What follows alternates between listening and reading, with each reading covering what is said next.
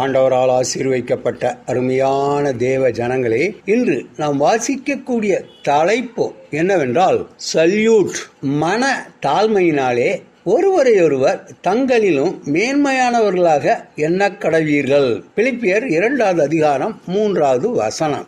இந்திய சரித்திரத்தில் மிக குறைந்த வயதில் நாடாளுமன்ற உறுப்பினராக பொறுப்பு ஏற்றுக்கொண்டவர் சச்சின் பைலட் என்பவர் ஆவார். அப்பொழுது அவருக்கு வயது 26 ஆகும். இந்தியாவிலும் வெளிநாட்டிலும் பட்டங்கள் பல பெற்று பிபிசி நிறுவனத்தின் டெல்லி கிளையில் முதலாவது பணிபுரிந்தார். பின்னர் ஜெனரல் மோட்டார்ஸ் என்ற வாகன நிறுவனத்தில் பணிபுரிந்தார். 2012ஆம் ஆண்டு மத்திய மந்திரியாக இருந்தபொழுது இந்திய ராணுவ படையில் ஒரு அதிகாரியாக நியமனம் பெறும் முதல் மத்திய மந்திரி என்ற பெருமையை பெற்றார். அவரது அப்பா ராஜேஷ் பைலட் என்பவரும் இந்திய ராணுவத்தில் பணியாற்றியிருக்கிறார். எனவே தானும் ஒரு நாள் ராணுவத்தில் பணியாற்ற வேண்டுமென்ற கனவு இருந்து வந்தது.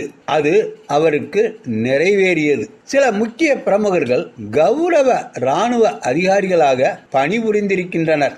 அவர்களில் கிரிக்கெட் வீரர்கள் கபில் தேவ், மகேந்திர சிங் தோனி, நடிகர் மோகன்லால் ஆகியோர் அடங்குவர். ஆனால் சச்சின் பைலட் ராணுவத்தில் சேர்வதற்கான தேர்வுகள் எழுதி உடல் ரீதியாகவும் மருத்துவ ரீதியாகவும் பரிசோதனைகளில் தேர்ச்சி பெற்று தகுதி பெற்றவர். அதிகாரியாக தேர்வு பெற்ற பின்னரும் இந்திய ராணுவ பள்ளியில் 7 மாத பயிற்சி பெற வேண்டியது இருந்தது. மத்திய மந்திரி என்ற முறையில் ராணுவ மேல் அதிகாரிகள் இவருக்கு வணக்கம் தெரிவிக்க வேண்டும். ஆனால் இவரோ ராணுவ முறைப்படி இவர் தனது மேல் அதிகாரிகளுக்கு வணக்கம் செலுத்த வேண்டியிருந்தது. பதவி ஏற்றவுடனேயே பத்திரிகையாளர்களிடம் பேசும் முன் அங்கே அமர்ந்திருந்த ராணுவ தளபதிக்கு முறைப்படி வணக்கம் செலுத்தி விட்டுத்தான் பேச்சை ஆரம்பித்தார். நாம் வாழும் சமுதாயத்திலும் யார் யாருக்கு வணக்கம் செலுத்த வேண்டும் என்ற சில எழுதப்படாத சட்டங்கள் உள்ளன. சிலர் இந்த சட்டங்களை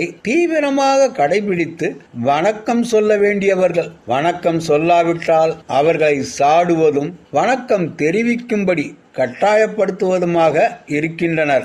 மரியாதைக்காக வணக்கம் செலுத்துவது உள்ளத்தின் ஆழத்திலிருந்து தானாக வர வேண்டும். வேதாகமும் பெரியவர், சிறியவர், அதிகாரி, ஊழியர் என்ற பாகுபாடு இல்லாமல் கனம் பண்ணுகிறதிலே ஒருவருக்கொருவர் முந்திக் கொள்ளுங்கள். ரோமர் 12வது அதிகாரம் 10வது வசனம் என்று ஆலோசனை சொல்லுகிறது. இப்படி செய்கிறதினால் எவரும் குறைந்து போவதில்லை.